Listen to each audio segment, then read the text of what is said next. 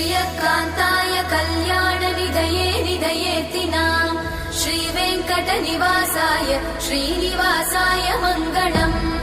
लक्ष्मी सविभ्रमालोकसुभ्रूविभ्रमचक्षुषे चक्षुषे सर्वलोकानां वेङ्कटेशाय मङ्गलम्